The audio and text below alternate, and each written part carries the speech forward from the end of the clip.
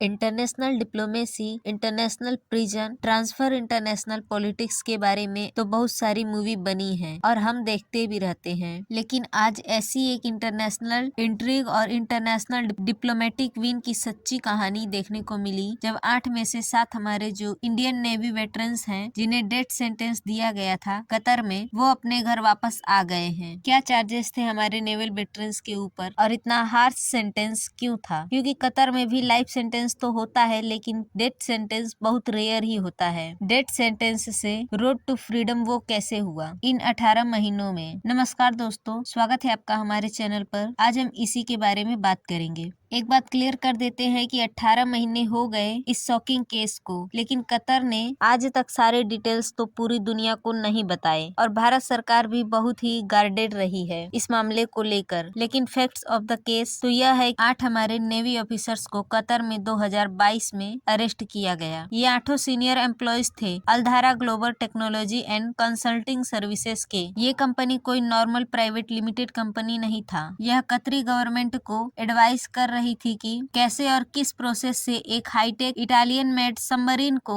Qatar में लाया जाए, उसका खरीद कैसे हो, उसकी टेक्नोलॉजी ट्रांसफर, उसका देखरेख कैसे हो। यह सारी कंसल्टिंग सर्विसेज चल रही थी। इसी बीच अगस्त 2020 को कतर की अल्धारा कंपनी में काम करने वाले इंडियन नेवी के 8 ऑफिसर्स को उनके घरों से गिरफ्तार कर लिया जाता है। यह गिरफ्तारी इतनी गुपचुप होती है कि 1 महीने तक कतर में मौजूद भारतीय दूतावास को ही इसकी खबर नहीं लगती। एक पाकिस्तानी जर्नलिस्ट के रिपोर्ट करने पर पहली बार यह खबर छपती है कि कतर सरकार ने एक सबमरीन प्रोजेक्ट से जुड़े मामले में सीक्रेट इंफॉर्मेशन लीक करने के मामले में 8 भारतीयों को गिरफ्तार कर लिया है। अक्टूबर 2022 में पहली बार गिरफ्तार हुए नेवी के इन 8 पूर्व ऑफिसर्स को काउंसलर एक्सेस दिया जाता है। इस बीच गिरफ्तार हुए इन फार्मर्स ऑफिसर्स के घर वाले सोशल मीडिया पर मामला, सरकार भी इन लोगों की मदद के लिए कतर की ला फार्म हायर करती है। नवंबर 2022 को कतर में भारत के राजदूत दीपक मित्तल को हटाकर पीएमओ ऑफिस में स्पेशल ड्यूटी पर उन्हें अपॉइंट कर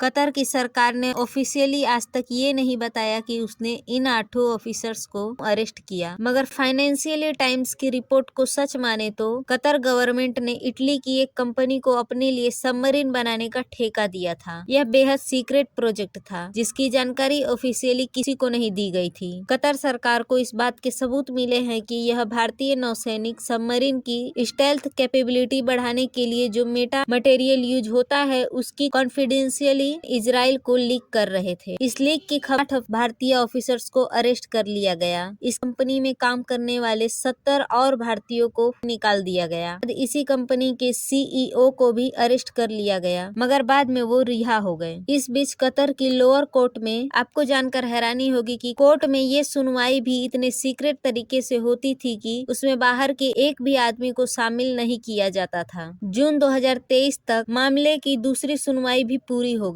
और अक्टूबर 2023 को इन 8 भारतीय नेवी ऑफिसर्स को सजाए मौत की सजा सुना दी गई। इसके बाद 3 दिसंबर को भारतीय एम्बेसडर विपुल को गिरफ्तार लोगों तक काउंसलर एक्सेस, 7 तारीख को फिर से इस मामले की सुनवाई होती है। 28 दिसंबर को इन लोगों की मौत की सजा लाइफ इम्प्रिजमेंट में कन्वर्ट हो जाती है और उसके सिर्फ 45 दिन बाद ये सब लोग कतर से आजाद होकर भारत आ जाते हैं। इसे एक मैसिव विक्ट्री बोला जा रहा है। इंडियन डिप्लोमेसी के लिए इंटरनेशनल प्रेस और न्यूज चैनल भी लिख रहे हैं, क्योंकि ये बहुत रेयर ही होता है कि एक देश में 8 लोगों को डेथ सेंटेंस दिया गया है लेकिन 8 के 8 को फिर रिलीज कर दिया जाता है। लाइफ सेंटेंस तक कम्यूट नहीं, बिल्कुल फ्री रिहा कर दिया जाता है।